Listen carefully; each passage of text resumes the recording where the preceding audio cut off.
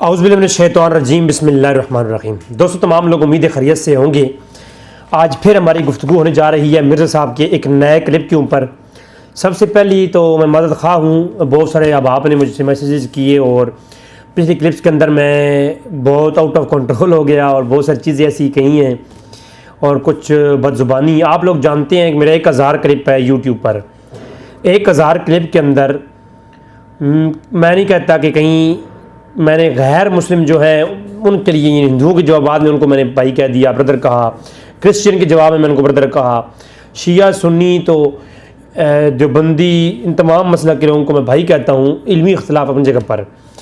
تو مرزا صاحب کے جتنی بھی میں نے اگینسٹ کلپ بنائے ہیں سب میں ان کو ایک صاحب کہا ہے، ان کی رسپیکٹڈ یعنی ان کی عزت کو میں نے ملوز خاطر رکھا ہے۔ پچھلی کلپ کے اندر جو بہت ہی زیادہ بد زبانی ہو گئی، اس کی وجوہات یہ تھی کہ میں مرزا صاحب کا کلپ سن رہا تھا آفس میں بیٹھا، تو انہوں نے یہ کہا کہ جی ہم نے امیر معاویہ کو صحابی مان لیا، یہ تھوڑی بات ہے۔ تو یہ اس بات پہ پتہ نہیں مجھے کیوں غصہ آ گیا کہ کسی عام ہماری کیا اوقات ہے کسی کو صحابی ماننے نہ ماننے کے اوپر، کہ ہم کسی کو صحابی مان لیں تو پھر اس کی یہ بڑی شان ہو گئی، اس کی فضیلت ہو گئی کہ ہم نے اسے صحابی مان لیا۔ نہیں بھائی، ہمارے ماننے نہ ماننے کی بات نہیں ہے، اللہ نے جب کہہ دیا رضی اللہ عنہ تو بات ختم ہو گئی۔ تو اس وجہ سے میں وائلنٹ ہو گیا تھا اور اپنے سے بیر ہو کر کئی ایک باتیں میں نے کر دیں، چونکہ جو میں بعد میں بڑا اس میں مجھے اپنے آپ پہ بڑا ملال ہوا۔ میں اس سے میں توبہ کرتا ہوں اللہ تبارک تعالیٰ کی برگاہ میں کہ کوئی ایسی باتیں جو ہوئیں جو گناہ کے زمرے میں آتی ہیں، اللہ مجھے اس پہ یعنی معاف فرمائے۔ آج مرزا کا ایک کلپ اپلوڈ ہوا میلاد النبی کے حوالے سے۔ اب مرزا ٹاپک ہو اور مرزا نہ بولے تو یہ کیسے ہو سکتا ہے؟ تو مرزا کہا کرتا ہے نا کہ میں نے امیر معاویہ کے اس ٹاپک پر لوگوں کو PhD کروائی ہے، تو میں یہ کہوں گا کہ یہ میلاد النبی کے عنوان پر میں لوگوں کو PhD کرواتا ہوں۔ تو اس عنوان پہ تو انشاءاللہ الحمدللہ جو مرزا کے اعتراضات ہیں اس کو جواب دوں گا میں۔ پہلے تو میں آپ کو یہ بتا چلوں کہ پوری دنیا میں اس وقت میں عرب میں بیٹھا ہوں، سعودی عرب کے آس پاس جتنے بھی یمن ہو گیا، مصر ہو گیا، جہاں جہاں وہاں کے میرے فرینڈ ہیں، سب مجھے ویڈیوز بھیج رہے ہیں، تصویریں بھیج رہے ہیں کہ سوڈان کے اندر میلاد ہو رہا ہے، اور میلاد کا جو مزہ سوڈان میں نے دیکھا نا، جس طریقے سے منایا جا رہا ہے وہ پوری دنیا میں سمجھتا ہوں کہ نہیں ہے۔ سوڈان کے علاوہ نائجیریا کے اندر، مصر کے اندر، یمن کے اندر، شام کے اندر، یہ تمام جو عرب کے یہ دیگر علاقے ہیں آس پاس، ان تمام کے اندر، بحرین کے اندر کی مجھے ویڈیوز ملی ہیں۔ تو میلاد النبی کے بڑے پیمانے پر جلوس سوڈان کے اندر، یار دور کی تو بات نہیں ہے، انٹرنیٹ سے، یہ انٹرنیٹ حافظ اللہ جو آپ کہتے ہیں، تو انٹرنیٹ میں سرچ لگاؤ ذرا، آپ دیکھو کہ پوری امت میلاد جو ہے نا وہ جوش و خروش کے ساتھ منا رہی ہے۔ یہ حضور کی آمد میں خوش ہونا، کیا اللہ کے رسول کی آمد میں جو خوش ہونا ہے، اب خوشی کے بھی مختلف طریقے ہوتے ہیں، یعنی رونا بھی، کسی کو کہو یار آپ رو، لیکن خیال کرنا اس طریقے سے نہیں رونا، اس طریقے سے رونا۔ بھائی رونے کی بھی کیفیات ہوں گی، بھائی خوش ہو انسان تو بھائی خوشی کی بھی جو ہے وہ کیفیات بیان کرنی پڑیں گی۔ بھائی خوشی کے اندر اور غم کے اندر آپ جو ہے عمل کفر نہیں کر سکتے اور کلمات کفر نہیں کہہ سکتے، اس کے علاوہ آپ خوشی سیلیبریٹ کر سکتے ہیں۔ اور سیلیبریشن کس طرح کی ہونی چاہیے، سیلیبریٹ کرنے کا کیا رنگ ہو۔ اب یہاں پر یہ مسئلہ نہیں ہے کہ میلاد حضور کی آمد کی خوشی کرنا، اس پہ تو امت کا اتفاق ہو گیا، اور مرزا بھی یہ بات مانتا ہے کہ آمد مصطفیٰ، میلاد مصطفیٰ پر خوش ہونا چاہیے۔ جب خوش ہونا چاہیے، آپ خوشی کی کیفیات صحابہ کرام سے پوچھیں گے، یا جب میرے صحابہ کرام سے پوچھیں گے کہ جب خوشی ہو تو خوشی کے دوران انہوں نے کیا کیا عمل کیے۔ اب اس پہ تو ایک طویل جو ہے وہ اللہ کے رسول کی جو ہے وہ عمل سے بھی، اور تھینک یو، حضور کے عمل سے بھی، اور صحابہ کرام کے جو ہے آثار سے بھی یہ بات واضح ہے کہ صحابہ کرام کس طرح خوشی کرتے تھے۔ اور اس کی واضح دلیل آگے چل کے میں دوں گا، صحیح مسلم کے اندر کتاب الہجرت کے اندر ہے، صحیح مسلم کتاب الہجرت کے اندر جب اللہ کے رسول مدینہ تشریف فرما ہوئے، صحابہ کرام خوش ہو گئے۔ اب خوشی کے اوپر صحابہ کرام نے روزے نہیں رکھے، خوشی کے اوپر صحابہ کرام نے صدقات، خیرات اور جو ہے نمازیں، یہ کام نہیں کیے. حالانکہ یہ اعمال بالکل جا بجا ہیں، یہ فرض ہیں، اللہ کی عبادات، بالکل اس کا انکار نہیں ہے. ہم کہتے ہیں پہلا کوئی اس عمل کوئی اللہ کے رسول کی آمد کی خوشی میں کوئی روزہ رکھتا ہے، نوافل پڑھتا ہے، ذکر و اذکار کرتا ہے، خیرات کرتا ہے، زکوٰۃ اپنی جو ہے مال میں سے خرچ کرتا ہے، تو یہ تو بہت اہم بات ہے، پہلے تو یہی کرنا چاہیے. لیکن اگر ان سے ہٹ کر کے کوئی خوشی کرتا ہے کسی اور طریقے سے، وہ جائز ہے کہ نہیں؟ تو وہ یہ صحیح مسلم کی کتاب الہجرت کی یہ روایت ہے، جب صحابہ کرام کے سامنے اللہ کے رسول کی آمد ہوئی، وَصَعِدَ الرِّجَالُ وَالنِّسَاءُ فَوْقَ الْبُيُوتِ وَتَفَرَّقَ الْغِلْمَانُ وَالْخِدَمُ فِي تُرْكِ يُنَادُونَ یا محمد یا رسول اللہ. میں مرزا صاحب کی نسل کو اب مجبور ہوں بھائی، یہ زبان مجھے پتہ نہیں کیوں میری زبان پہ چڑھ گئی. میں بڑا محبت سے گفتگو کرنے والا شخص تھا، مجھے اس مرزا نے اتنا بگاڑ دیا کہ اب اتنا بگڑا ہوں کہ اب شاید سنبھالا نہ جاؤں. میں مرزا کی نسل کو چیلنج کرتا ہوں کہ مجھے کسی اس حدیث کا جواب دیں کہ صحابہ کرام نے وہاں عبادات کیوں نہیں کی. اللہ کے رسول کی آمد میں جو آپ کہتے ہیں ایونٹس کیا ہے، تو اس ایونٹس کو سیلیبریٹ کرنے کا یہ طریقہ کون سا ہے؟ اور پھر اللہ کے رسول نے منع نہیں کیا. میرے پیارے صحابہ، عورتیں چھتوں پہ چڑھ گئی ہیں، بے پردگی کا ماحول بن گیا ہے. عورتیں جب چھتوں پہ چڑھی ہوں گی تو کس طریقے سے چڑھی ہوں گی بھائی؟ وہاں کے چھت کیسے تھے؟ مرزا صاحب ویسے تو آپ اس زمانے کی بڑی انجینئرنگ کرتے ہو کہ جی اس زمانے میں اتنا بڑا اجتماع ہوا، تو وہ اجتماع کہاں ہوا، وہ کیسے ہو گیا، تو بڑی انجینئرنگ کرتے ہو. کبھی اس پر بھی انجینئرنگ کر کے لوگوں کو بتاؤ کہ جناب جب حضور کے صحابہ جو ہے پھیل گئے، وَتَفَرَّقَ الْغِلْمَانُ وَالْخِدَمُ، کہ جب صحابہ اور جو تمام خادم غلام مدینی گلیوں میں پھر گئے، گھوم گئے، متفرق ہو گئے، اور عورتیں چھتوں پہ چڑھ گئیں.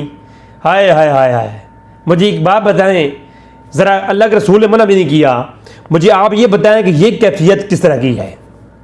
کیا شریعت کے اندر سیلیبریٹ حضور کی مدینہ آنے کی خوشی میں سیلیبریٹ اس طریقے سے کرنا یہ جائز ہے؟ اور اس پر کوئی آیت کریمہ ہے یا اللہ کے رسول کوئی فرمان؟ نہیں. جن صحابہ کے پاس حضور تشریف فرما ہوئی تھی، ان کے پاس وہ حدیث بھی حضور کی پہنچی تھی، قرآن کی آیات بھی پہنچی تھی، مگر ان کے ہاں ایسا کوئی ماحول، یہ ایسا کوئی نہیں تھا کہ یار ہم جو ہے اس طریقے سے نہیں کریں گے. عورتوں کا چھتوں پہ چڑھنا، یار عورتوں کے پردے کے بارے میں صحابہ کرام اور حضور کی تعلیمات کیا ہیں؟ کیا عورتوں کو چھتوں پہ چڑھ کے اس طریقے سے پھر نعرے لگائیں؟ یہ نہیں. نعرے لگانا، عورت کی آواز میں نعرے، یا محمد یا رسول اللہ. معلوم ہو گیا کہ حضور کی آمد ہو، چاہے وہ ولادت کی آمد ہو یا کسی شہر میں آمد ہو، اس خوشی میں اب سیلیبریٹ اور خوشی کا لفظ، خوشی کو منانے کا طریقہ صحابہ کرام سے معلوم ہو گیا. صحابہ کرام سے خوشی منانے کا طریقہ معلوم ہو گیا کہ جب حضور تشریف فرما ہو تو حضور کی آمد کی خوشی روزہ رکھ کے بھی کریں، نمازیں پڑھ کے بھی کریں، وہ تو آپ پر فرض ہے، وہ تو ربیع الاول کے بعد بھی آپ نے کرنے ہیں. روزے تو آپ نے نفلی روزے پھر بھی رکھیں، پھر بھی ثواب ملے گا. لیکن یہ جو خوشی ہے نا، آپ کہیں بیر کسی اور معاملے میں اپنے دوست کے شادی کرنے کی خوشی کریں گے تو ثواب نہیں ملے گا، مگر مصطفیٰ کریم کے میلاد کی خوشی کریں گے تو اس میں ثواب ملے گا. اس خوشی میں اور باقی خوشیوں میں یہ فرق ہے. روزہ حضور کی ولادت کی خوشی میں رکھو گے تو ڈبل ثواب ہے، ثواب ہی ثواب. نفلی روزہ ہے، ثواب ہی ثواب. لیکن اگر حضور کی ولادت کے بعد بھی نفلی روزہ رکھو گے تو ثواب، وہ تو آپ جب چاہے رکھیں، ہر سوار کو رکھیں، آپ رکھتے رہیں، اس میں تو کوئی ایشو نہیں. وہ تو چاہے حضور کی ولادت کی خوشی آپ سوار کے علاوہ، یہ میرا فتویٰ لکھ لیں، آپ ربیع الاول کے علاوہ کسی مہینے میں آپ یہ نیت رکھیں کہ میں اللہ کے رسول کی پیدا ہوئی ہے، ہم پر اللہ نے یہ احسان فرمایا، تو اس خوشی میں روزہ رکھ رہا ہوں، تو وہ روزہ نفلی قبول ہوگا اور اس کا ثواب بھی ملے گا. لیکن ربیع الاول جب حضور کی پیدائش کے دن آتے ہیں، ان دنوں میں روزہ بھی رکھیں، اس کا ثواب بھی ہے. لیکن اگر آپ اس ربیع الاول کے بعد کسی مہینے میں خوش ہوتے ہیں کسی اور وجوہات پر، اور اس پہ آپ جو ہے کوئی خوشی کرتے ہیں تو اس کا ثواب نہیں. لیکن جب آپ ربیع الاول میں حضور کی آمد کی خوشی کریں گے تو ثواب ہے. دلیل صحیح مسلم کی روایت.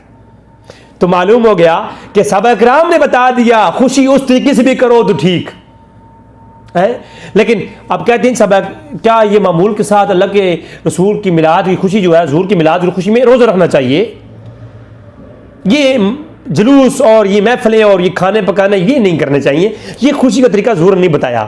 حضور نے بتایا ہے کہ روزے رکھا کریں. تو میں یہ دعویٰ کہتا ہوں کیا صحابہ کرام نے حضور کی وہ پیدائش والا جو روزہ ہے وہ ہر سوار کو رکھا ہے؟ دو دلیل. تو جب صحابہ کرام سے ثابت نہیں تو ہم یہ کہتے ہیں صحابہ کرام نے کیا ہوگا، شاید بعض نے نہیں بھی کیا ہوگا. تو جنہوں بعض نے نہیں کیا اور بعض نے کیا، تو جنہوں نے کیا ہے دلیل ہمارے پاس نہیں. تو ہم تو کیا حضور کی اس حدیث سے جو حضور کی ہم سے سامنے آئی ہم نے اس سے استدلال کر لیا.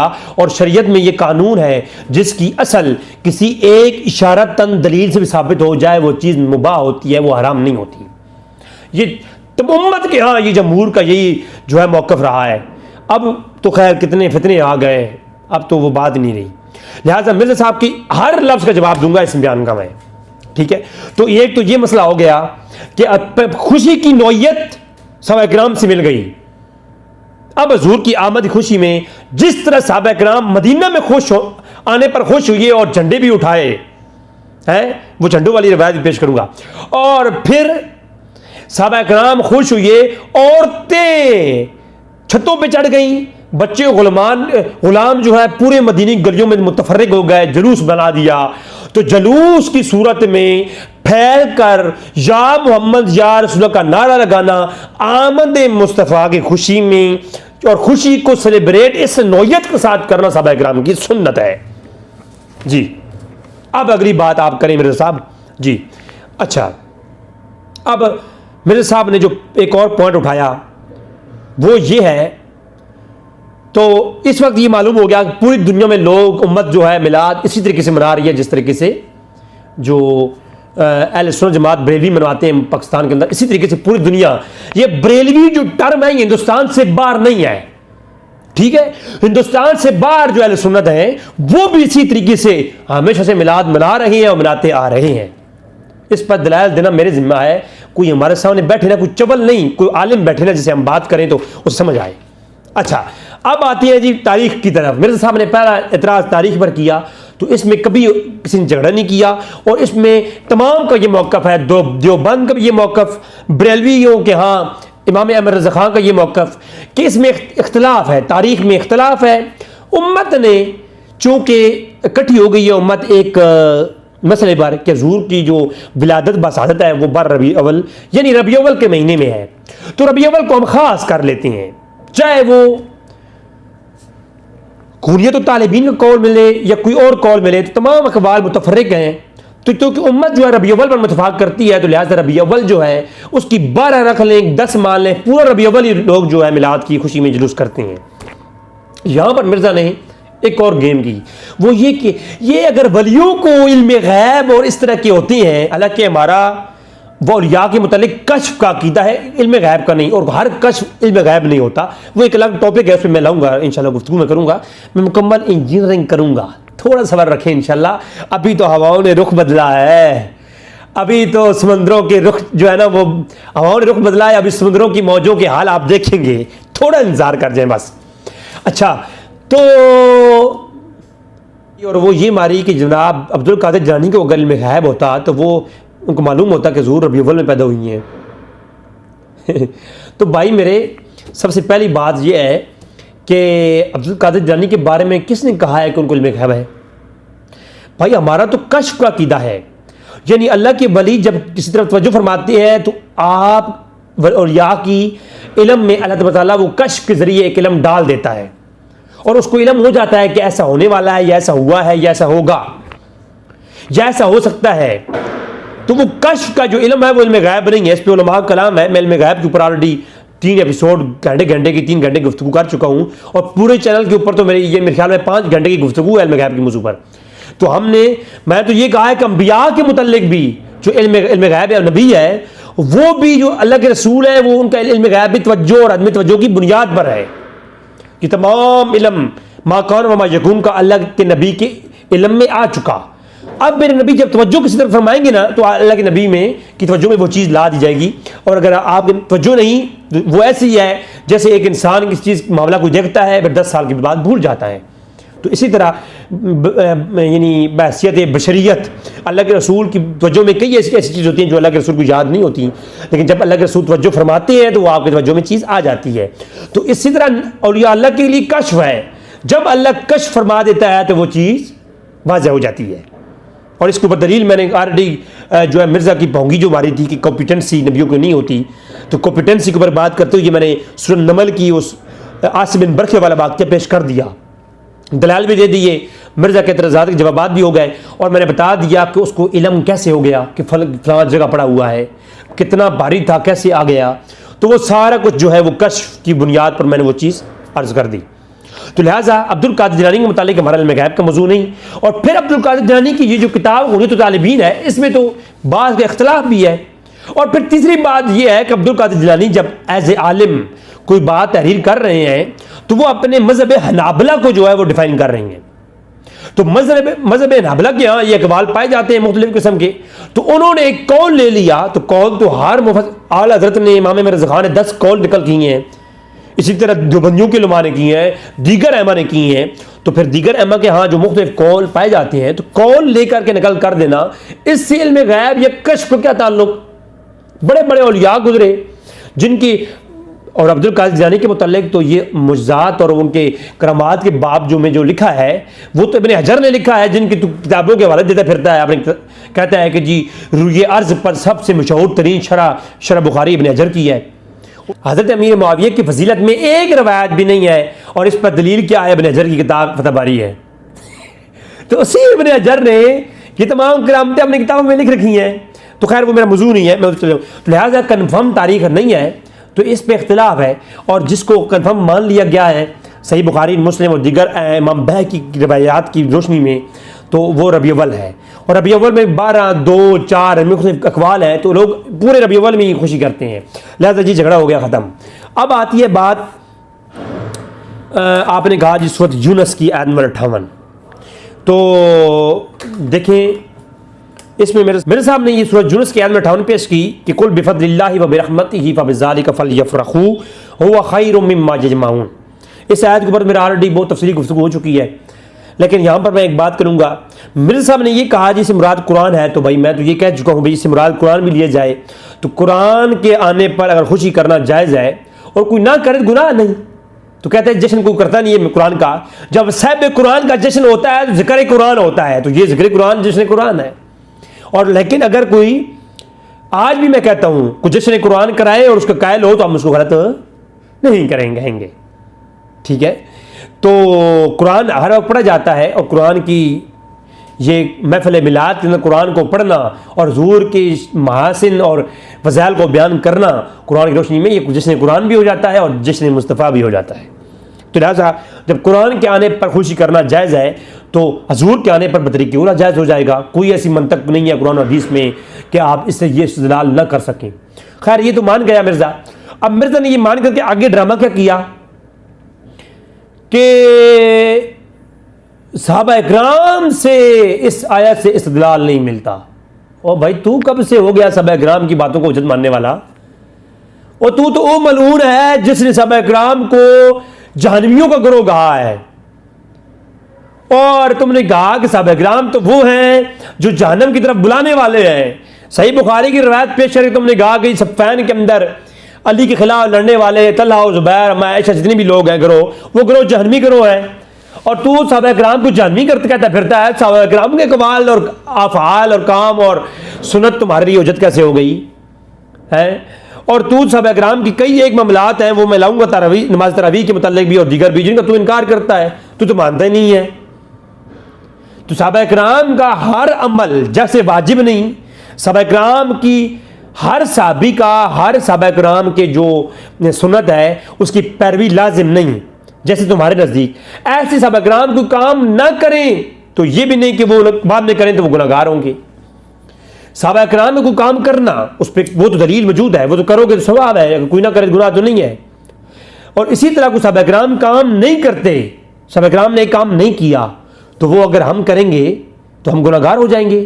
ایسا کوئی منطق نہیں ہے، آپ مجھے بتائیں. آپ اور میں اور ایسے کئی ایک کام ہیں جن کو ہم کر رہے ہیں، صحابہ کرام نے اس طریقے سے نہیں کیا. آپ نے مثال دی تھی، اسی مثال کو میں یہاں فٹ کروں گا کہ اصل جو ہے وہ برقرار رہتی ہے، اس کا حکم ہوتا ہے، حیت بدل جاتی ہے. تو میں وہی کہہ رہا ہوں، حضور کی آمد کی خوشی صحابہ کرام نے کی. سند صحیح کے اندر روایت ہے، سند صحیح کے ساتھ، کہ صحابہ کرام بیٹھے ہوئے تھے مسجد نبوی میں. اللہ کے رسول آئے اور فرمایا کہ میرے پیارے صحابہ کیوں بیٹھے ہو؟ فرمایا اس لیے بیٹھے ہیں کہ اللہ نے ہم پر آپ کو بھیج کر احسان کیا ہے، اور آپ کی آمد کی آنے خوشی میں جو ہے اسی وجہ سے ہم یہاں بیٹھ کر کے آپ کا ذکر کر رہے ہیں، اللہ کا شکر ادا کر رہی ہیں. تو محفل میلاد ہے، حضور کے پیدا ہونے کی خوشی. یہی تو ہم بریلوی کرتے ہیں اور سنی کرتے ہیں، اور یہی پوری دنیا میں ہو رہا ہے. تو لہٰذا صحابہ کرام کے عمل سے معلوم ہو گیا کہ حضور کی پیدا ہونے کی خوشی میں بیٹھ کر کے اللہ کا شکر ادا کرنا، قرآن پڑھنا، ذکر خیر کرنا جائز حدیث سے. اب حلالی بن جا اور اس حدیث میں کلام کر کے بتا کہ اس حدیث سے کیا انجینئرنگ ہوتی ہے، لوگوں کو بتا. تو صحابہ کرام بیٹھے آمد مصطفیٰ کے ذکر کی وجہ سے، اور اس ذکر پر پھر انعام اللہ کے رسول نے فرمایا کہ میں نے فرشتوں کی جماعت دیکھی ہے جو تمہاری اس محفل سے بڑی خوش ہو رہی ہے اور اللہ کی طرف جو ہے وہ آ جا رہی ہے. تو اس کا معلوم ہو گیا کہ محفل میلاد النبی پر فرشتوں کی طرف سے اور اللہ کا خاص کرم بھی ہوتا ہے، اور سند نسائی کی روایت سے معلوم ہو گیا. اور صحابہ کرام بھی بیٹھ کر کے ذکر مصطفیٰ کر رہے تھے، اور آمد مصطفیٰ ان کی وجہ تھی، اور اسی وجہ سے اللہ نے جو احسان فرمایا، اسی احسان پر اللہ کا شکر ادا کر رہے تھے، اور اسی وجہ سے ان کو خوشی بھی تھی. ہے جی انجینئرنگ. اب اگر صحابہ کرام خوش تھے تو صحابہ کرام کی اصل خوش ہونا آمد مصطفیٰ میں صحابہ کرام سے اصل مل گئی نا. اب اصل جب موجود ہے تو حیت زمانے کے ساتھ بدلتی ہے.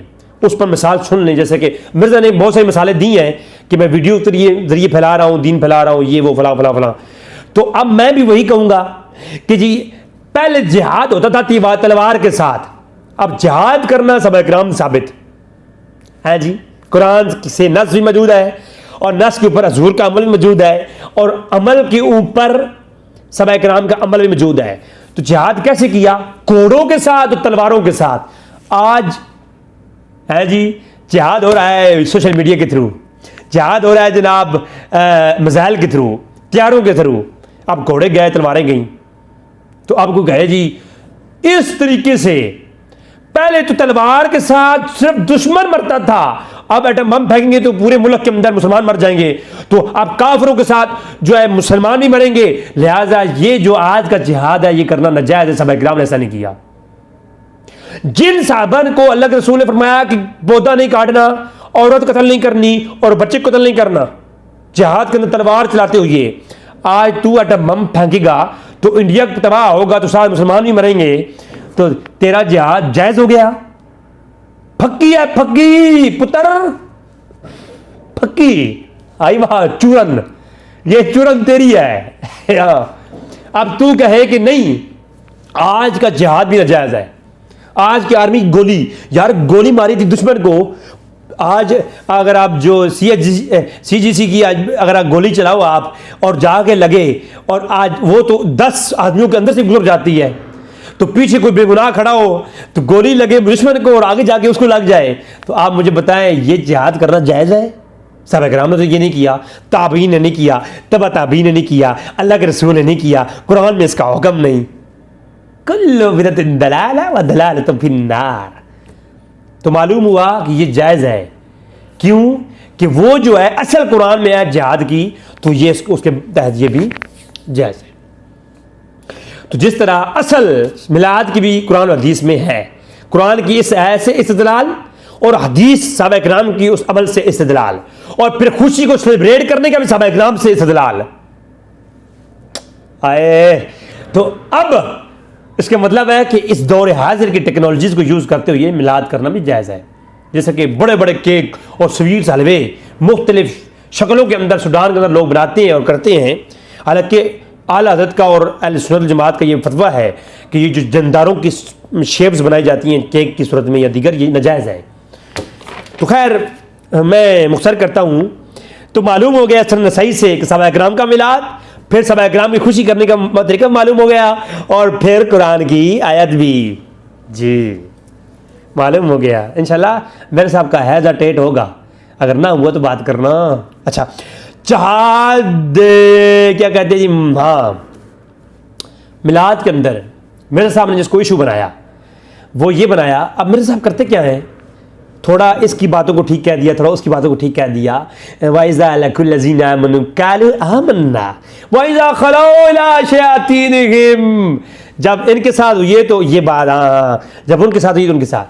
تو میرے صاحب نے میلاد کے اوپر تبرہ کرنے کے لیے جو ناجائز ہونے کا دیا, وہ کہا جی یہ ماڈل بنانا, یہ جو ہے نا کیک بڑے بڑے یہ بنا کر کے ان کے ماڈل بنانا, ان کے سامنے کھڑے ہو کر کے تعظیم کرنا, اور یہ فلاں فلاں فلاں فلاں فلاں ان کو چومنا, ان کی تعظیم. تو یہ سر یہ تو حرام ہے, یہ کس نے لکھا ہے, کس نے کہا ہے کہ یہ ٹھیک ہے جائز ہے, کوئی کہہ سکتا ہے؟ نہیں. عورتوں کا اخلاط, بھائی یہ عورت کا اخلاط کس نے کہا ہے جائز ہے؟ یہ تو میں خود, میرا اپنا کلپ ہے 1 سال قبل کا کہ یہ بریلوی حضرات کے ہاں جو یہ پیر شیر کرواتے ہیں عورتوں کا میلاد سعود کے اندر, تو یہ ناجائز ہے. لیکن سر یہ بالکل جو میں بعض اہل سنت کا یہ عقیدہ ہے, کوئی اس میں کمپرومائز نہیں کہ عورتیں جو ہے وہ بازاروں میں آ کے نعتیں پڑھیں اونچی اونچی. قرآن پڑھنا عورتوں کا جائز نہیں, امام اعظم حنیفہ کے یہاں یہ فتوی ہے. تو وہ میلاد کہاں منائیں گی, نعتیں کہاں پڑھیں گی؟ نعت محفل نعت عورت کروا سکتی ہے کمرے میں جہاں پر صرف عورتیں ہی سنیں, بیر آواز نہ جائے, یہ ساؤنڈ سسٹم نہیں, معذرت. تو کہیں میلاد کے جلوسوں میں عورتیں بھی کہیں آتی ہیں, خیر میں نے دیکھا نہیں ہے, لیکن اگر کوئی جاتی ہیں اور وہ فیشنیبل اور اخلاق ہوتا ہے تو وہ ناجائز ہے, ٹھیک ہے. لیکن ایک مرزا صاحب کے لیے فقیہ, یہ سب ناجائز ہے. علماء نے کہہ دیا, میں اس کی جواز قائل نہیں, لیکن ایک بات کر رہا ہوں, فتویٰ تو پھر صحابہ کرام کے بارے میں کیا کہو گے؟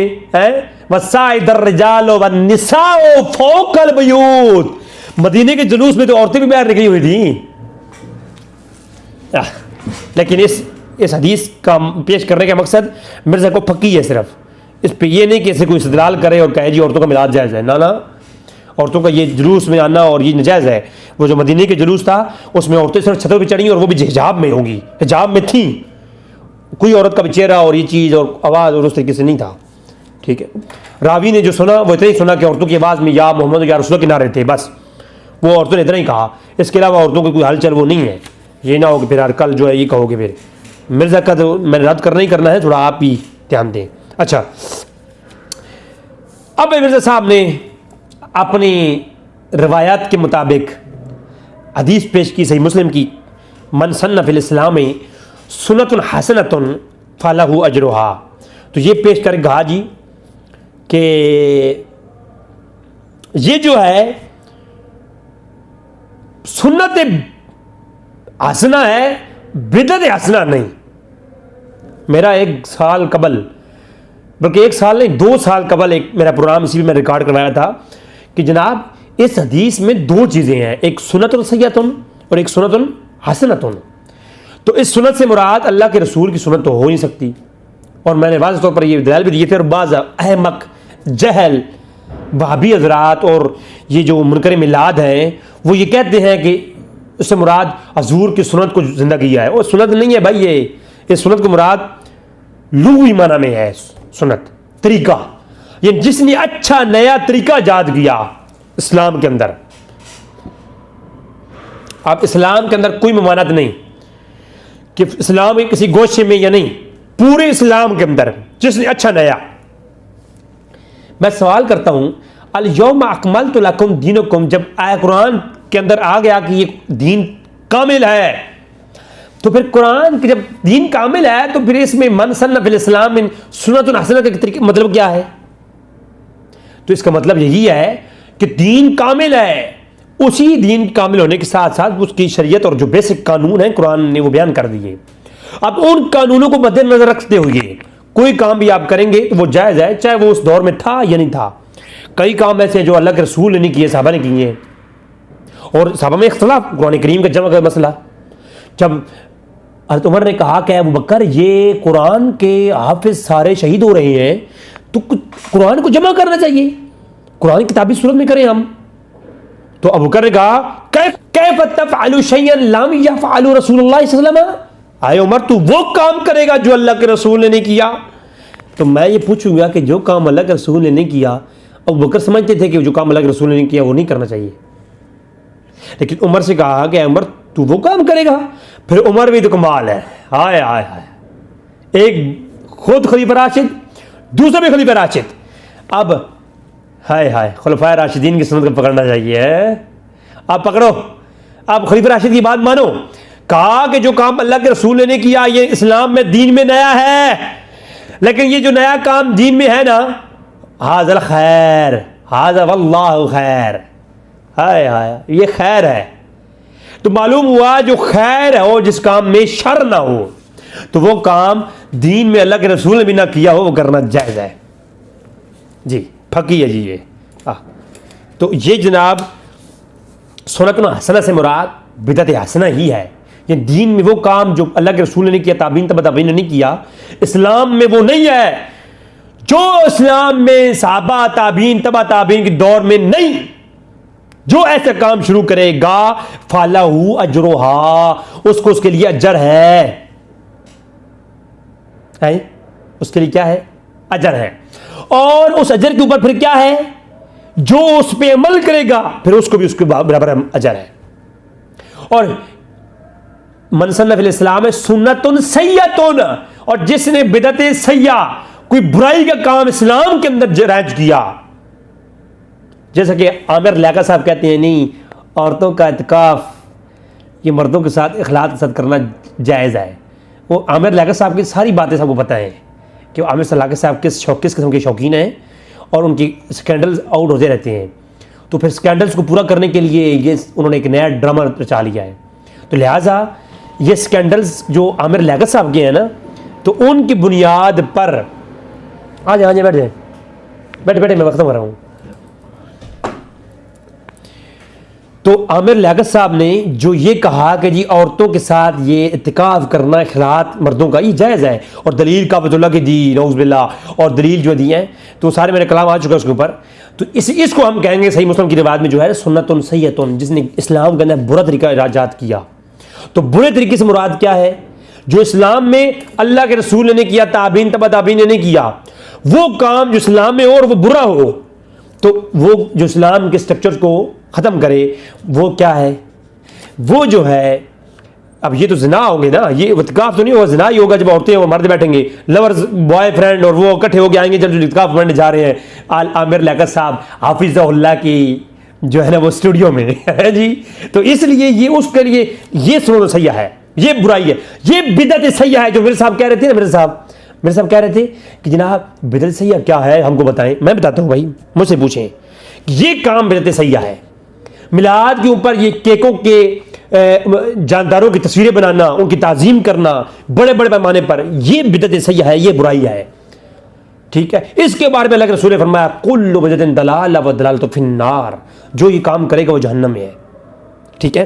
تو لہٰذا بدعت سیئہ کا یہ واقعہ آپ کے سامنے آ گیا کہ مرزا نے یہ ہٹ دھرمی کیا ہے کہ سنت سیئہ سے سنت حسنہ سے مراد حضور کا طریقہ نہیں، بلکہ کیا ہے؟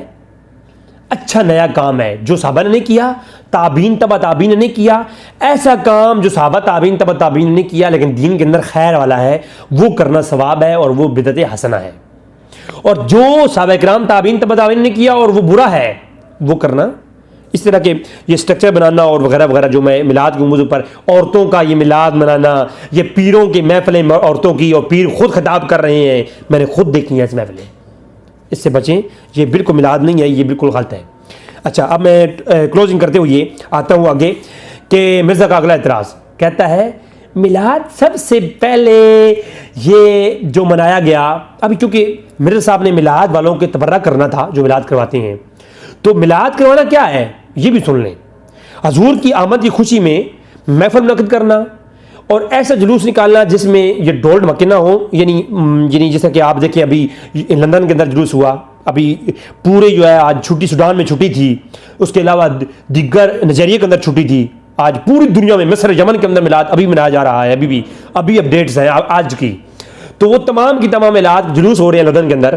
تو لندن کا جلوس آپ دیکھیں پورا روڈ انہوں نے منتخب کیا، حکومت سے گزارش کی, وہ روڈ بلاک کر دیا گیا, اس روڈ کے اوپر صرف جلوس ہے. تو ایسی جلوس جس میں عوام کو تکلیف نہ ہو, تو اس طرح کا جلوس نکالنا بالکل مباح اور جائز ہے, جیسا کہ صحابہ کرام نے نکالا تھا. صحابہ کرام سے جلوس کا ثبوت میں نے پہلے دے دیا, صحیح مسلم کتاب الحجرہ, وصاعد الرجال والنساء فوق البیوت وتفرق الغلمان والحدم فی ینادون یا محمد یا رسول اللہ. تو لہٰذا جلوس نکالنا, محفل نعت کروانا, ذکر مصطفیٰ قرآن کی تلاوت کرنا, روزہ رکھنا, اس تمام کام, اور غریبوں کے لیے کھانا پکانا, یہ تمام کام کیا ہیں؟ یہ بالکل جائز مباح ہیں. جو آج اہل سنت کے کثیر علماء کرواتے ہیں بالکل جائز ہے, اس کا کوئی قباحت نہیں ہے. ہاں اگرچہ یہ خرافات سے پاک ہو, جو خرافات میں نے پہلے گنوا دیے. اب اگلی بات جو مرزا نے اعتراض کیا, جی سب سے پہلے 630 ہجری میں ابو سعید المظفر الدین کوبری نے یہ میلاد منایا, اور 604 ہجری میں سب سے پہلی محفل منعقد ہوئی. اس کا جواب پہلے میں ایک کلپ کے اندر دے چکا ہوں. یہ جھوٹ ہے. میرے آج سے 2 دن قبل پہلے میلاد پہ ایک کلپ اپلوڈ ہوا, شاہ اربل اور میلاد النبی, وہ آپ سن لیجئے. یہ جھوٹ ہے. یہ اس لیے جھوٹ ہے کہ 604 ہجری اور 630 ہجری کا جو یہ واقعہ بتایا جا رہا ہے, 597 بلکہ 500 ہجری میں میلاد کی محفلیں ہوتی رہیں اور ان کے تذکرے موجود ہیں. اور مرزا صاحب کا ایک کلپ ہے, مرزا صاحب جب یزید کے خلاف بات کرتے ہیں اور امیر معاویہ رضی اللہ عنہ کے خلاف بات کرتے ہیں, تو کہتے ہیں ابن جوزی نے کتابیں لکھی ہیں, ابن جوزی نے یہ کیا ہے, ابن جوزی یہ ہے. تو ابن جوزی جو ہیں انہوں نے میلاد کے عنوان پر 2 کتابیں لکھی ہیں.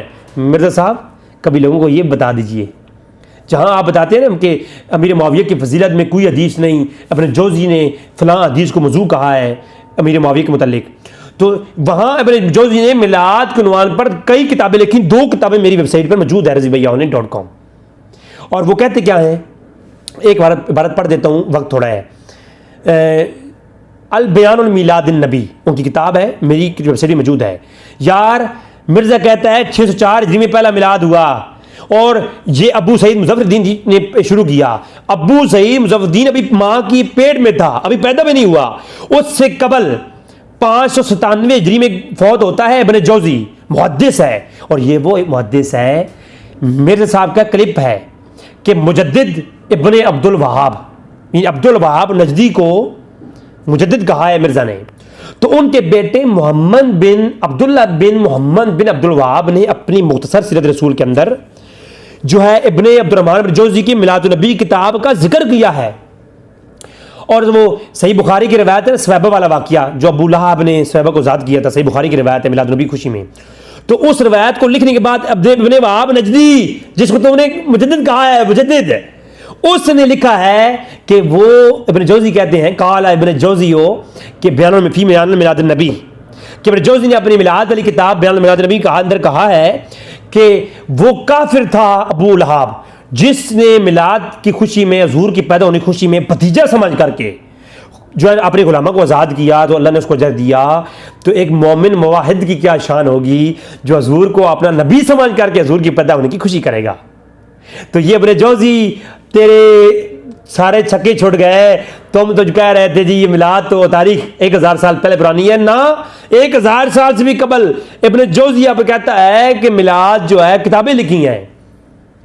اور کہتا کیا ابن جوزی, 1000 سال پہلے محدث, اس کی کتاب بیان میلاد النبی صفحہ 24 کھولیے, کہتا ہے لا زالا اہل الحرمین شریفین والمصر والیمن والشام وسائر بلاد العرب من المشرق والمغرب, کہتے ہیں کہ ہمیشہ سے, ہائے ہائے مرزا تیری یہ بات جھوٹی نکلی, تیرا یہ جھوٹ نکلا. کیوں کہ ابن جوزی کی پیدا ہونے سے پہلے, وہ کہتے ہیں لا زالا, لا زالا کا مطلب یہ ہوتا ہے کہ میرے سے پہلے کے, میں میرے یعنی جب سے میں نے ہوش سنبھالا ہے مجھ سے پہلا ہمیشہ سے یہ کام ہو رہا ہے.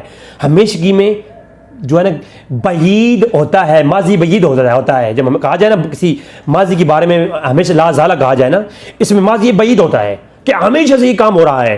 تو ابن جوزی کہتے ہیں ہمیشہ سے میلاد ہوتا رہا ہے. وہ لا زال اہل الحرمین شریفین, مکہ اور مدینہ میں, یہ کہتے ہیں نا لوگ مکہ مدینہ میں میلاد نہیں ہوتا, مکہ مدینہ میں 1300 ہجری تک میلاد ہوتا آ رہا ہے. 1300 کے بعد میلاد میں پابندی لگائی گئی. تو لہٰذا ابن جوزی 1000 سال قبل کہتے ہیں مکہ مدینہ میں میلاد ہو رہا ہے. والمصر والیمن والشام وسائر بلاد العرب من المشرق والمغرب یحتفلون بمجلس ولد النبی, کہ نبی کے میلاد کی محفل مجلسین ہے جی. اور پھر اگلی بات وَأَتْمَامًا بَلِيغًا وَسِمَاعُ وَالْقِرَاءَةُ بِمَوْلِدِ النَّبِيِّ صلی اللہ علیہ وسلم. پڑھنے شروع کر دوں نا تو یہ گھنٹے قریب بن جائے کہ حضور کے میلاد سننے کے لیے اور بیان کرنے کے لیے بڑے پیمانے پر اہتمام. اہتمامًا بلیغا. اور امام الموحد دنیا کے لفظ موجود ہیں کہ یُزْرَسُونَ وَيَخْتَلُونَ وَلَائِمًا کہ ولیمے پکاتے ہیں. تو ولیمہ کس کو کہتے ہیں؟ خوشی کا کھانا. خوشی کے موقع پر جو کھانا بنایا جاتا ہے اسے کہتے ہیں ولیمہ. تو بڑے پیمانے پر کھانا پکانا یہ شاہ اربل سے پیدا ہونے سے پہلے کا ہے. اسی کو حافظ ابن کثیر نے لکھا, پچھلی ایپیسوڈ گزر چکی ہے, آپ وہ سن سکتے ہیں. بہت شکریہ. آگے مزید تو کس نے کہا ہے کہ میلاد جو ہے یہ گاڑیاں توڑ کر کرنے والے جو حضرات ہیں یہ ٹھیک کرتے ہیں؟ یہ تو کوئی بھی کسی نے لکھا نہیں ہے. عقائد بیان کرنے ہیں کسی کے تو وہ کتب سے بیان کیے جائیں. ٹھیک ہے, تو یہ جناب کا. اور پھر کہتا کیا ہے, پہلے 300 سال کے جو علماء ہیں انہی کی بات جو ہے نا وہ بابوں کی بات نہیں ہے, وہ اوتھینٹک ہے. تو یہ کس نے کہا ہے بھائی؟ اللہ کے رسول نے کہا ہے کہ 300 سال تک جو علماء ہوں گے وہ حق والے ہوں گے, باقی بعد میں بابے ہوں گے. یہ کہاں کی منطق ہے بھائی؟ جب اگر معمول رکھنا ہے تو جو ہے صحابہ کرام, تابعین, تبع تابعین اور ان کے بعد پھر نہ ہو, یعنی ان تک جو چیزیں ہیں وہی حق ہیں. اس کے بعد پھر یا تو آپ مکمل طور پر جو ہے بابوں سے انکار کریں. لیکن اگر بخاری بابا جو اپنی بنیاد کے اوپر اپنی حدیثیں اکٹھی کرنے کے اوپر اکٹھی کرے اور وہ میرے سے کہے کہ یہ بابا نہیں یہ صحیح ہے, اور پھر اپنے مطلب کی بات آ جائے علامہ سمودی کی الوفا سے تو وہ بھی کہے جی جناب یہ بات ٹھیک ہے. اگر وہ ابن حجر کی فتح باری سے بھی آ جائے تو کہے جی یہ بابے کی بات ٹھیک ہے. لیکن اگر اپنی بات کی مطلب کی بات آ جائے تو البانی کی بات ٹھیک ہے, صحیح کی بات ٹھیک ہے. لیکن اپنی بات جب اپنی بات نہ رہے ہیں, اپنی بات پسند کی نہ رہے تو پھر صرف بخاری اور مسلم ہے جی. یہ تو منافقت ہوئی نا.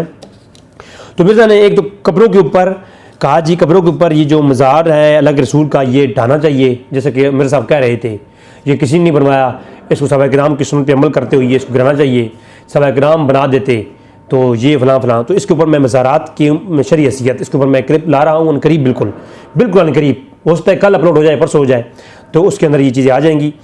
تو علامہ سمودی کی کتاب کا جو حوالہ دیا انہوں نے, اس کے اوپر میں تھوڑا وضاحت سے کلام اسی ایپیسوڈ میں کروں گا. پھر کہا جی کہ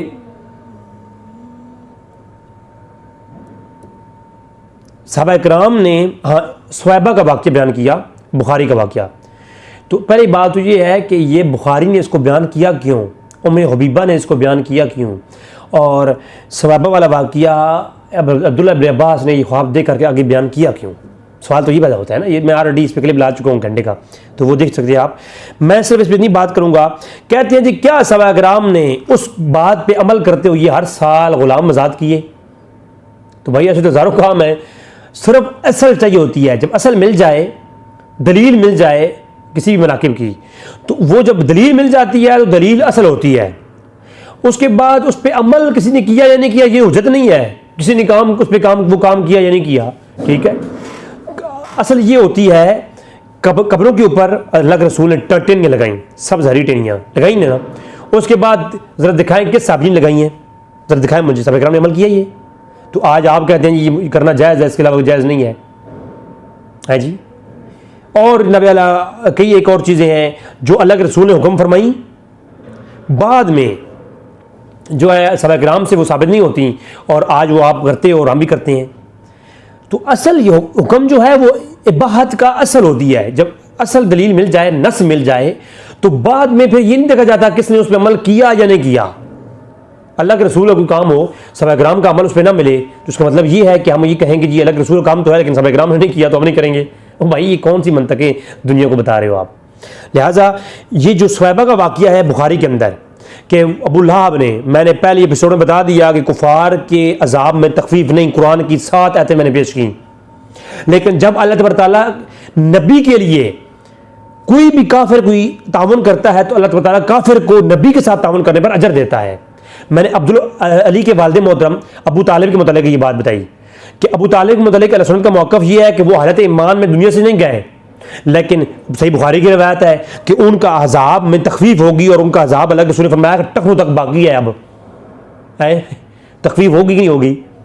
اب کافر کے عذاب میں تخفیف ہوئی نا, اسی طرح ابو لہب کے عذاب میں تخفیف ہوئی، اس نے حضور کی میلاد کی خوشی میں صحابہ کو آزاد کیا. بخاری کی روایت ہے، ویسے تو کہتے ہیں جی بابی کی کتابیں، اب قرآن کے بعد وہ پہلی کتاب صحیح بخاری اس کی روایت ہے. اب اس کے اوپر اعتراض ہے جی.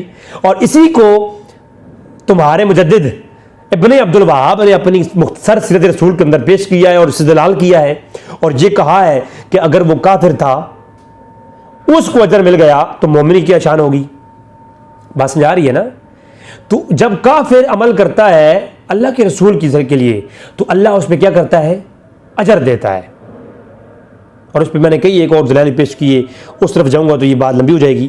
مختصر یہ کرتا ہوں کہ کہا جی بہقی کے اندر ایک اور روایت ہے، امام بہقی لے کے آئے ہیں کہ دلائل نبوہ میں کہ حضور نے اپنا عقیقہ کیا، 40 سال کے بعد عقیقہ ہو رہا ہے. یار کو تھوڑا سا یہ ہاتھ جوڑتا ہوں ان مولویوں سے، یار میں تنگ ہوں یار، اور میرے جیسے مولویوں سے میں بالکل تنگ ہوں.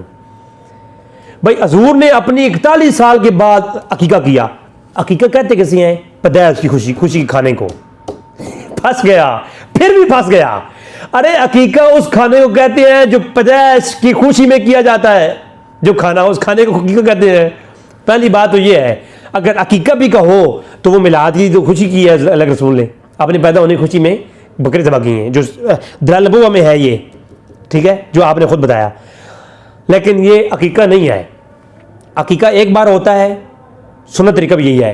اور حضور کا عقیقہ 7 دن کے بعد ان کے اپنے دادا جان عبد المطلب نے کیا ہے. تو حضور کا عقیقہ 7 دن کے بعد عبد المطلب نے کیا، کیونکہ عقیقے کی جو رسم تھی یہ قدیم سے آ رہی ہے، یہ شریعت اسلام نے کوئی متعارف نہیں کروائی. تو جب ایک دفعہ عقیقہ ہو چکا 7 دن کے بعد اللہ کے رسول کا، تو اعلان نبوت کے بعد عقیقہ کیوں دہرایا؟ وہ مجھے ایک بھائی کہنے لگا، میں نے کہا پھونکے مارنے والے بہت لوگ ہیں یار. ایک کہنے لگا جی وہ اعلان نبوت کے بعد یہ عقیقہ دہرانا لازم سمجھا. تو میں نے کہا اعلان نبوت کے بعد عقیقہ دہرانا لازم تھا تو ختیجہ کے ساتھ کیا ہوا نکاح دہراتے پہلے، کیونکہ اگر عقیقہ دہرانا لازم سمجھا تو نکاح پہلے ہوتا ہے یا عقیقہ پہلے ہے. دور جاہلیت میں اعلان نبوت سے قبل نکاح ختیجہ کے ساتھ اللہ کے رسول نے کیا، تو وہ تو نہیں دہرایا، تو یہ عقیقہ دہرانا بہت ضروری ہو گیا. اللہ کے بندو پہلے روایات کو پڑھو، کچھ پڑھنے کے بعد سمجھو، ٹھیک ہے. جیسے وہ نکاح باطل نہیں، ایسے یہ عقیقہ باطل نہیں تھا، عقیقہ ہو گیا تھا. اللہ کے رسول نے اپنی پیدائش خوشی میں جب حالات بہتر ہوئے، مال آ گئے، فتح ہو گئیں، ٹھیک ہے، جب مسلمانوں کے حالات اچھے ہوئے. پہلا دور کیسا دور تھا یار؟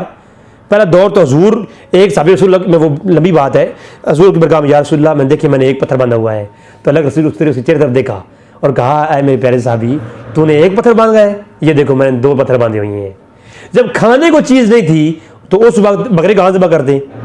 جب حالات مدینہ فتح ہو گیا، حالات بہتر ہوئے، تو پھر سبحان اللہ پھر یہ واقعات سارے ہوئی ہیں. تو جب اصل ہم یہ نہیں کہہ رہا، اصل مل گئی نا، خوشی سیلیبریٹ کرنا جلوس کی صورت میں، صحیح مسلم کے اندر. اس کے بعد حضور کی پیدائش خوشی میں حضور نے روزہ رکھا، ٹھیک ہے. اس کے بعد یہ جو ہے بکرے ذبح، تو تمام چیزوں کی پھر قرآن خود کہہ رہا ہے سورہ یونس کی آیت 58 میں قل بفضل اللہ وبرحمتہ فبذلک فلیفرحوا. یہ فلیفرحوا حصر ہے، اور علماء نحو عربی پڑھنے والے لوگ جانتے ہیں حصر کا مطلب کیا ہے. فلیفرحوا، خوشی ہی کرو. تو خوشی کرنا تو واجب ہے، واجب وہ کام ہوتا ہے جو نہ کرو تو گناہ ہوتا ہے.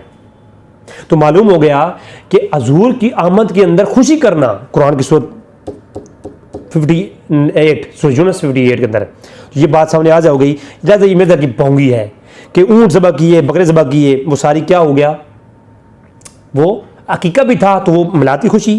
اگر وہ میلاد وہ تھا میلاد، حضور اپنے پیدائش کی خوشی کے اندر بکرے ذبح کیے جن کو عقیقہ کا نام دیا گیا، حالانکہ عقیقہ دہرایا نہیں جاتا.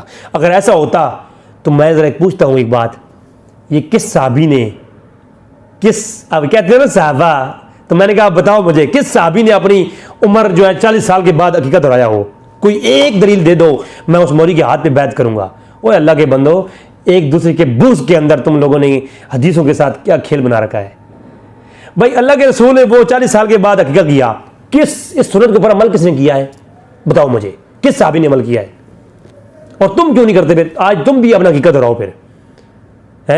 شرم تم کو مگر نہیں، کعبے کس منہ سے جاؤ گے غالب، شرم تم کو مگر نہیں آتی. اور تو یہ سارا ہو گیا. صحیح مرزا صاحب نے پھر جو ہے صحیح مسلم کی جو روایت پیش کی نا، وہ جو میلاد حضور کے آمد کی خوشی میں عورتیں چھتوں پہ چڑھ گئیں اور بچے اور غلام پھیل گئے، انہوں نے جلوس نکالا. تو مرزا کہتا ہے یہ تو اس زمانے کے ساتھ خاص ہو گیا، بس ٹھیک ہے وہ انہوں نے ایک دفعہ کر لیا تو اب ہم اس سے دلیل تو نہیں لیں گے. تو میں نے کہا سر یہ آپ کیسے کہہ رہے ہیں کہ جو اس زمانے کے ساتھ خاص تھا آج اس سے ہم دلیل نہیں لیں گے تو کل کو آج ہم پھر جو لوگ آج کہتے ہیں کہ جو آج ہم کر رہے ہیں اس کو اس زمانے کے ساتھ خاص نہ کرو. اور میرے بھائی یہ ہاتھ جوڑ رہا ہوں، اصل جب نص مل جائے قرآن و حدیث سے تو اس میں سیلیبریشن جو ہے وہ پھر اپنے زمانے کے ساتھ ہوتی ہے. جس زمانہ حیات بدلتی ہے، پہلے زمانے میں مسجدیں کیسی تھیں، آج مسجدیں کیسی ہیں. پرانے زمانے میں مسجدوں کے اوپر مینار اور اس طرح کچھ نہیں تھا. آج کوئی مولوی کھڑا ہو کہے یہ سجدے کرنے چاہیے کچی زمین پر، پکی زمین پہ جائز نہیں ہے. کیوں؟ اللہ کے رسول کے زمانے میں نہیں تھا، صحابہ کے زمانے میں نہیں تھا، تابعین کے زمانے میں نہیں تھا. تو آپ کیا کہو گے؟ آپ یہ کہو گے بھائی زمانہ بدلا ہے، نماز تو پڑھنی چاہیے نا، تو نماز پڑھنی چاہیے، لہٰذا مسجد جیسے بھی ہو، پکی ہو یا کچی ہو. تو جہاد پہلے تلوار کے ساتھ تھا، آج ایٹم بم کے ساتھ ہے. جہاد تو جہاد ہے نا. تو اسی طریقے سے خوشی پہلے زمانے میں جس طریقے سے انہوں نے منائی، آج پھر زمانہ چینج ہو گیا تو خوشی اس طریقے سے منائی جاتی ہے. تو یعنی حیت چینج ہو گئی ہے، اصل اس کی برقرار ہے. تو میرے بھائی اس کے اوپر یہی بات تھی. اور یہاں پر انہوں نے کہا جی کہ آخری بات کہ ہاں تبرک کے بارے میں پھر یہاں پر انہوں نے بونگی ماری. کہا جی کہ تبرک کے متعلق کہ حضرت عمر فاروق رضی اللہ تعالیٰ عنہ کے دور میں انہوں نے اللہ کے رسول کا وسیلہ نہیں لیا، قبر پہ جا کے وسیلہ نہیں لیا. حالانکہ یہ جھوٹ ہے. مصنف ابن ابی شیبہ کے اندر روایت موجود ہے بسند صحیح. حافظ ابن کثیر نے کہا ھذا حدیث صحیح، اور دیگر بزرگوں نے اس کو صحیح کا حکم لگایا ہے. کہ حافظ ابن کثیر نے بھی اس کو لکھا کہ اللہ کے رسول کی وفات کے بعد حضرت بلال بن حرس سفر کی نیت سے حضور کی مزار میں پہنچے. وہاں جا کر کے اپنی چہرے مبارک کو حضور کے قبر پر رکھا اور کہا کیا، یا رسول اللہ استسق اللہ لامتک فانہم قد ہلکوا. یا رسول اللہ آپ کی امت ہلاک ہو رہی ہے، اللہ سے دعا کریں کہ اللہ تبارک و تعالیٰ ہمیں بارش دے. حضور کے پردہ فرمانے کے بعد ابھی قبر سے ہٹے، سو گئے، خواب کے اندر دیکھا تو حضور فرما رہے تھے کہ جا کے عمر کو کہو پریشان نہ ہو، ابھی بارش آئے گی اور تم سیلاب سے جو ہے نا وہ یعنی سیراب کیے جاؤ گے. ٹھیک ہے. تو اب حضور کی قبر کا وسیلہ نہیں بنایا صحابی رسول نے. عمر فاروق کا یہ عمل جو ہے یہ تو آپ کے اپنے جو ہے عقیدے کے خلاف ہے. آپ کہہ رہے ہیں جی وہ بزرگوں اور بابوں ان کا وسیلہ جائز نہیں، نیک جگہوں کا وسیلہ جائز نہیں، اب مدینے کی قبر کا وسیلہ جائز نہیں جیسا کہ آپ لوگ ابھی کہتے ہیں. تو وہ جگہ آپ کی بات مانو تو پھر اللہ کے رسول کے بعد جو ہے کسی غیر نبی کا اگر وسیلہ جائز نہیں، تبرک کسی غیر نبی سے اگر نہیں ہے تو عبداللہ بن عباس سے کیسے ہو گیا؟ فاروق نے حضور کے چچا کا وسیلہ دیا حضرت عباس کا، تو حضرت عباس کا وسیلہ دینا جائز ہو گیا غیر نبی کا. تو پھر غیر نبی کا اس مطلب ہے تبرک لینا اور اس کا وسیلہ دینا جائز ہے. تو یہ آپ کا اپنے خلاف ہے، اس کا جواب ہو گیا. انشاءاللہ اگلی ایپیسوڈ مزارات کے متعلق جو گفتگو ہے بغیر کسی فرقے کو ٹچ کیے بغیر حقائق کی روشنی میں سب سے پہلے اللہ کے رسول کا جو یہ مزار ہے یہ کب بنا، پھر دوبارہ اس کی تعمیر عمر فاروق نے کب کروائی، اور پھر ولید بن ملک کے دور میں کیا ہوا اور دیگر وہ میں قرآن و حدیث کی روشنی میں آپ سے رکھوں گا. آپ کی دعاؤں کو طالب آپ کا بنا بھائی رضوی بھائی. السلام علیکم.